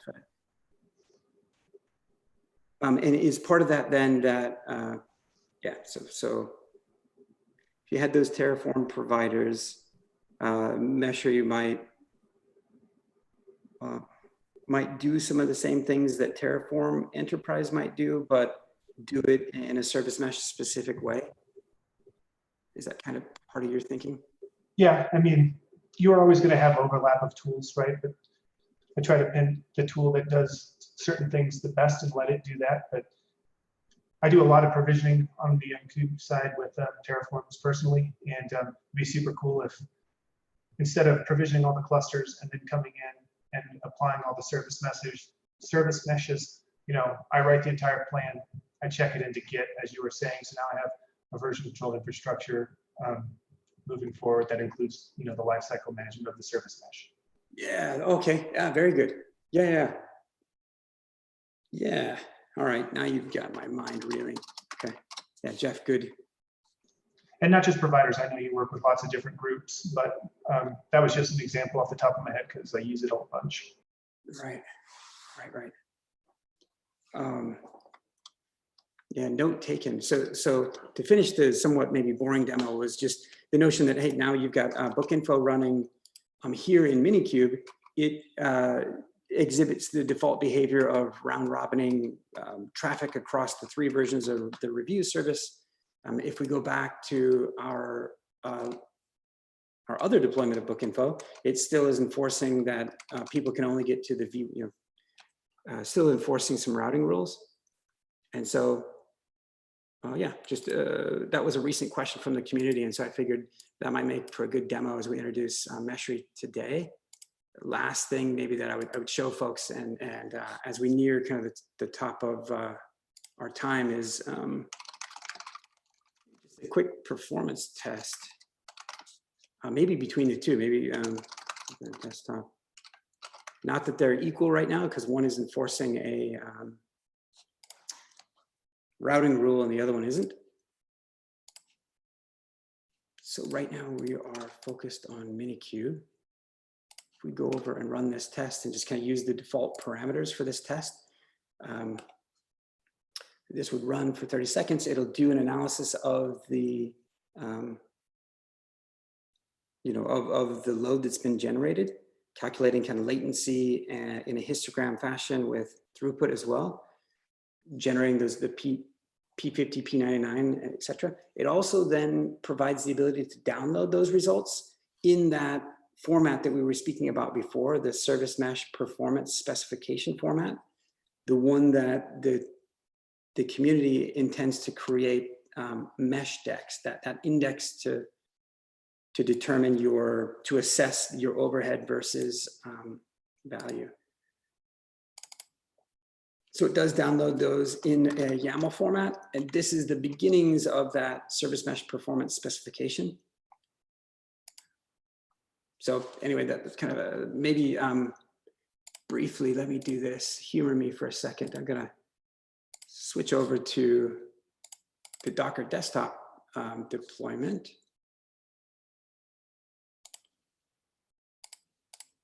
And run the test, run a performance test against that book info. That is our local host. So I am hitting it over localhost here, although with the routing of the, given that Meshery is deployed on a bridge network in my Docker desktop VM and external to the Kubernetes cluster, I'm going to use my Mac's wireless, my host IP address, so instead of localhost. So say Docker. Yes. I think I mislabeled the other one. Whoops. Oh well. And so my local host IP is 192.68.15. And I think the reason to run this other test isn't really because we're going to see something significantly different, but rather to highlight that part of what Meshery is able to do is to show, is to let people compare results. And so hopefully I didn't, in navigating away from that test, that should have been, that's fine to do while that's running.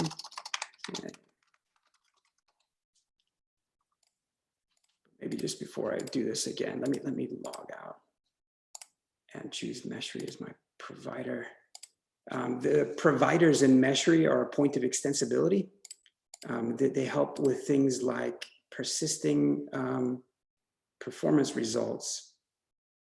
And this is unfortunate that this is happening. So.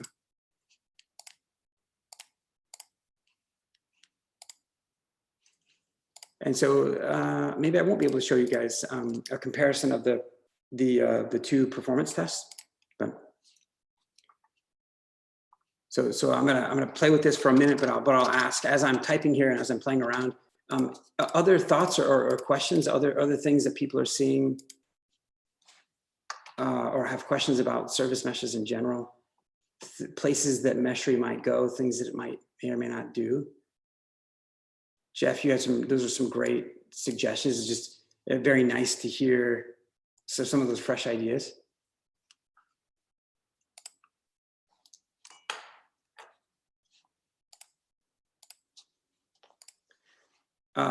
Okay. All right. Well, I'll keep playing with this a little bit later. I don't want to make everyone suffer and watching me kind of poke around it. Open source project headed into the CNCF, making its own specification about service mesh performance, compatible with the SMI. We'll give some SMI demos maybe another time, not at this meetup. And speaking of this meetup, who else? I made a shout out earlier for request for presenters. And we're generally kind of always looking for folks to raise their hand. As I say that, I'll acknowledge that we do have, I think, a few other meetups scheduled and kind of upcoming. So assuming all goes well, we would be doing a Linkerd workshop. In the past, we've really done a lot of workshops around Istio. Linkerd has come a long way, has a lot more capabilities. I think there's enough there to do a workshop on. So no guarantees, but hopefully this is sort of these are topics for some of our upcoming meetups. There's one on establishing an open source program office. Out of curiosity, in your environments, who doesn't have, like in your environment, who doesn't know where you would go, or who doesn't have a collection of people that you would go to ask things about open source, whether or not it's okay to consume it, whether or not it's okay to contribute elsewhere, like what the rules are within your organizations? Does everybody have one of those? My perspective is that a lot of the majority of organizations out there in the world don't, and many, many more of them will need it as the world digitally transforms and as open source sort of eats the world. Hey, Lee, this is Chris Cowan. How's it going? I'm at IBM, and I actually have clearance to work on certain open source things, but I have to go project by project, and get each one blessed or whatever. Let them know, and then they always want to know if there's any sort of conflicts with the internal stuff. But I imagine that's a multi-factor, just to explore, like a multi-factor thing about the license type, maybe the justification, or whether or not that's a competitive, capability project or not. it sounds like, I know that, IBM's involved in ECO or whatever. So Right. actually, it's very difficult to figure out what we got our hands in. Okay. To be perfectly honest, it's like you have to really beat the pavement to figure out who's working on what. Yeah, having a dashboard, an open source dashboard is really. I do know all the context. I don't know if I can't speak for other places. Oh, very good. Fair enough. Well, so other topics, other things. I was just trying to give a preview as to upcoming discussions. If anybody else would like to volunteer, please do. Lee, what's your honest opinion on how mature the different service meshes? Obviously you said some are way further ahead, but in general, overall maturity level of service meshes, what are your thoughts? I want to share something.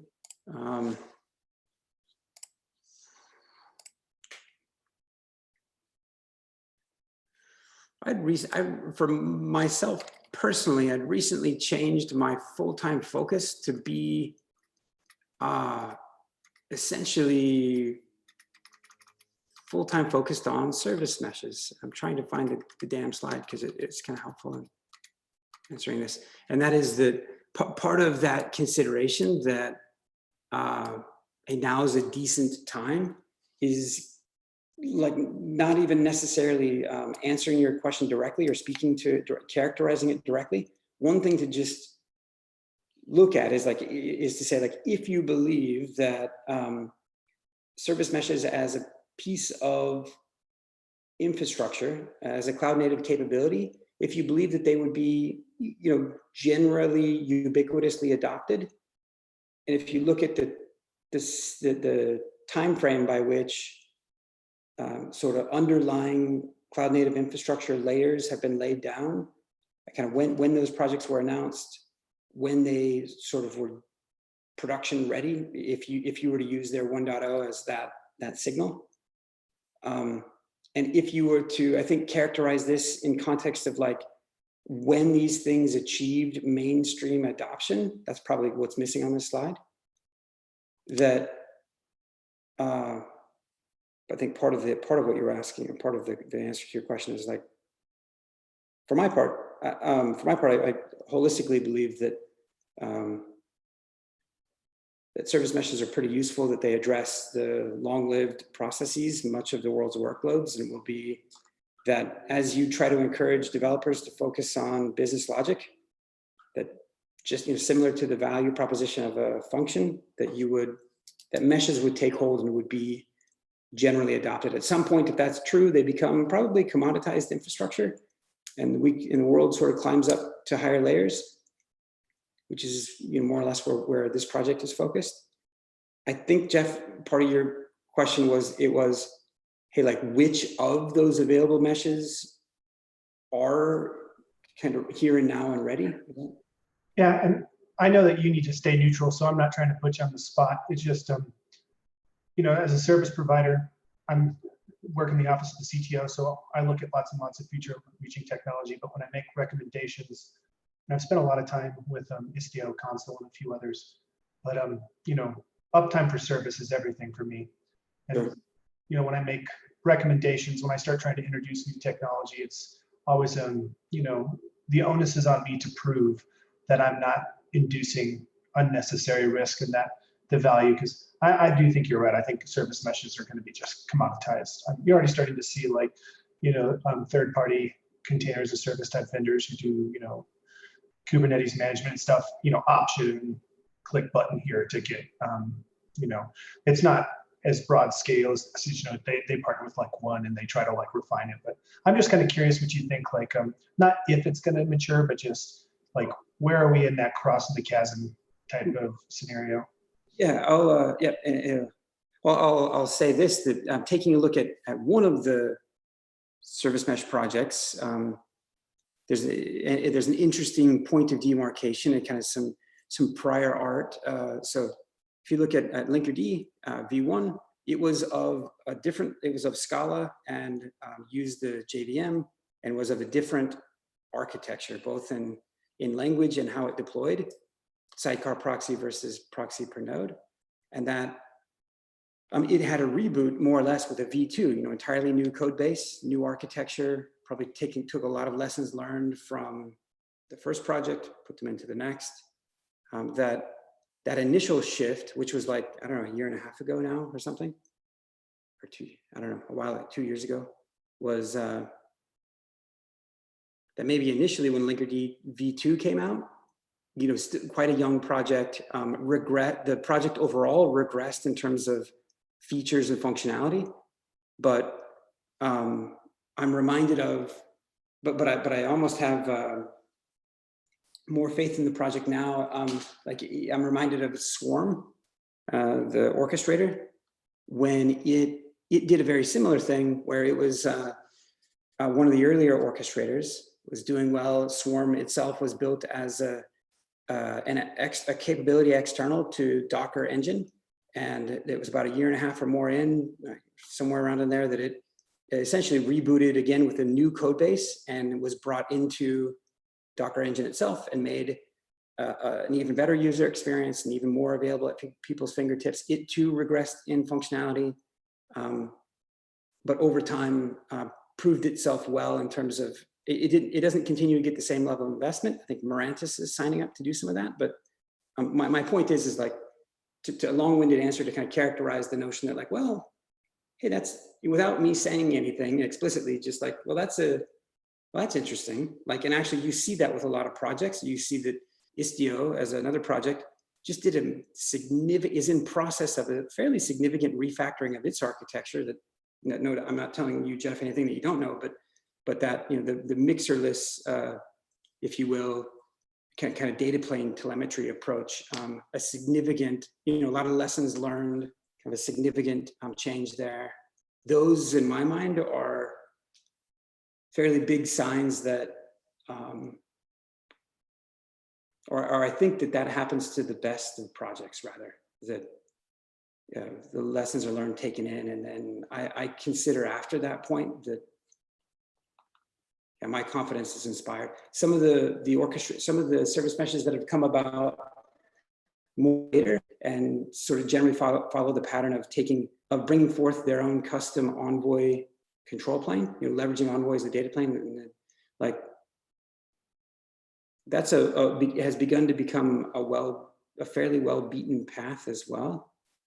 Those don't enjoy quite as much adoption. Some of the organizations behind them are pretty serious about, Console is an example of like, Console itself enjoys a ton of adoption for its service discovery, and incrementally some adoption for its, incrementally relative to service discovery, incrementally some adoption for its service mesh capabilities, for its connect capabilities.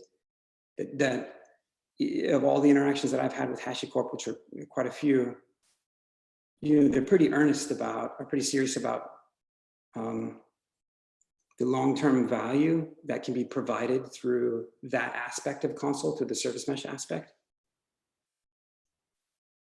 So I hope that kind of reading between the lines of some of what I'm saying, like that I think as people, like as you go to assess, there's a number of signals that are used. Some of the signals are kind of crap, which is like, how many GitHub stars does this thing have? Which kind of means something. It means something. It doesn't necessarily mean.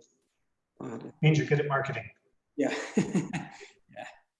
And that, honestly, that's like, the reality is, in my mind, that is part of what sustains a project. Is like, for a lot of people that I speak to, when they say the generic term service mesh, after about 60 seconds of talking to them, it becomes really obvious that there is that they're not able to differentiate between facial tissue and Kleenex, like service mesh and Istio. It's like when they say service mesh, they actually mean Istio. And so to your point about, or our point about marketing, while on the face value doesn't necessarily mean anything, but has a way of grinding on people's it has a psychological effect, I guess. And certainly I think those are the three most popular projects. There are a bunch of other ones. I know of deployments of the other ones. The other ones, you can imagine their motion is like for Kong or for Mesh from Continuous. Their motion is much more about their prior deployments of their existing technologies, of traffic, I'm sorry, I said Kong earlier, I meant to say Kuma, but of Kong and then Kuma being added on. I gotta believe that those are, easier to adopt. Those are, for those people running those technologies, it's an evolution because they're already running the intelligent proxies at lesser risk, both in terms of the projects that are there and the features that they're providing, and then people who are adopting them. It's not a, so. I guess in part what you're asking, like, hey, in and around Istio, I guess I consider, as an example, like I consider that it a good thing that Istio-D has, that all that effort went into the feedback that was received by people who are trying to deploy it. Engineers are attracted to, or from my perspective, attracted to complex projects, to wanting to engineer the nerd knobs just for doing that. But it's actually, it's unfair to say because Jeff, I actually think that you're probably one to say that I'm going to put some words in your mouth. You tell me if this is accurate, but as people go to deploy a service mesh, and as they go to fit that mesh and the way into the way that their networks operate currently, I imagine that sometimes that's that those things are kind of at odds with one another, that there is a real need for a high level of customization. And to the extent that Istio was, what do you call it? It was exploded in its architecture. That to customize that may have helped in some of its adoption. But yeah, to make it to converge the architecture back makes it easier, I think, for people to just, I think you have to disaggregate to innovate a bit and maybe converge to be adopted.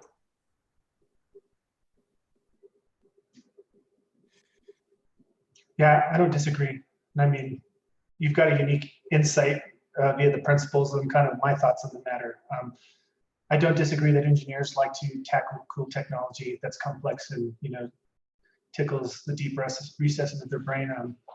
The struggle, though, and honestly, it's my #1 driver towards cloud native is simplification, consistency, and I turned off my video so you guys didn't have to watch me eat pizza. But you're talking about like the pain points between interfacing between like my physical network, my virtual network, my container network, etc. Moving towards these code-based deployments, version control, and the concepts of like immutability and things like that. And that's why like the federated cluster thing, when you have a higher level construct like Meshery, right? Like once again, and that's why I asked about the provider for interfacing with Meshery is, just putting everything in a template that, my operations folks get to look at, have buy-in, make pull requests against, and then once everybody's in agreement, you let a machine deploy it and it looks the same in every single one of our multiple data centers. And, that's what I'm hoping, layers 4 through 7, that service meshes will get me. I've been tinkering with them for a long time. But, there's a lot of care and feed that you just pointed out right now to really onboard them. And I'm not the one that's running these in workloads. I'm designing the tooling to give it to someone to run it. And they typically don't want that level of complexity. We are in vehement agreement then. Which is exactly part of the core value proposition of the tool like Meshery, is to just like, make service meshes available to the rest of us, sort of a thing. Is to take a page from Docker's well-to-do about user experience. The words that I was putting in your mouth uncomfortably was really more of, I should have phrased it as a question, like, hey, of the environments that you've seen or that you've dealt with about potentially bringing in a mesh or having one brought in, has it been the case that the meshes were too rigid in their approach to networking? Yeah, I mean, in my opinion, a lot of like just in the Kubernetes space in general, it was, app people, software devs and systems people who think networking is cancerous, and they just wanted to make that problem go away.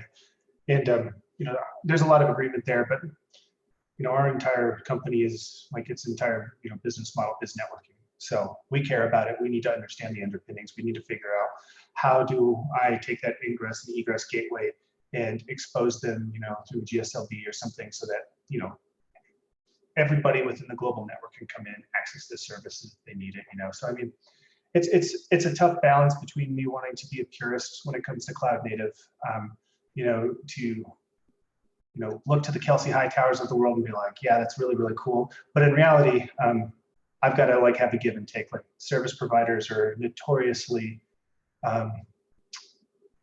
adamant about their own snowflake way of doing things. We're no exception. And the draw here is, if you have something like Meshery, it's a drop down. Operations folks love it, and they can just deploy their mesh. It's commoditized. I can do the work on the back end to ensure that the mesh looks, feels, breathes the way we need it to, but they don't have to deal with that. They get their Helm charts, they get their operators, they get their whatever, and they hit go. Nice. Yeah, good. I agree. Yep. I think that there's, I didn't quite fully, and maybe I won't on this call, on this YouTube live stream, kind of describe part of the vision there for just how easy to make that. Yeah, I agree with you. And actually, in some respects, when people ask, like, to your point, like, what is a service mesh? In some respects, it's sort of like, well, networking for developers, or networking for non-network. It's sort of, I don't know, a bunch of ways to maybe capture it, next gen SDN, or like. I tend to call it declarative networks, right? It takes the concepts that we have in the application space and it applies to the network. I can declare what I want my network to look like and hope that, my service mesh makes it a reality for me. I tried to use the term intent-based networking in a couple of books ago, and Nginx at the time was sponsoring and didn't particularly care for that phrase, because I think they considered Cisco kind of owned that term. This is great. Fair enough. Now we've gone totally over. You guys got me talking about service meshes, and I won't shut up. Very nice that Jeff, for you to come. Great questions. Good insights, and actually you characterized it, I think, or you gave the caveat up front about being within service provider world, and that being, some of the challenges you guys have being different, or many of them being different for enterprises, but not all of them. Good. Hey, anybody have any other comments or questions? I'm gonna go ahead and do it right here at the end, but embarrass Durgesh and Vijay and Adina, who are on the call, all have their hands kind of dirty with Meshery project things. So very much so, thanks to those folks for making it happen. Thank you. Thank you. Happy to join. Okay, very good. Hope to see all of you in a month, and we'll do, hopefully next time we'll have beer or something. Thank you so much, Lee. Bye, everyone. I appreciate you guys doing this virtually with the whole lockdown. It was nice to be able to attend from Denver. Oh yeah. Yeah. Bye. Thank you for Bye, this Lee. opportunity. All right. Chris, see you later. Bye, guys. Thank you, Steve.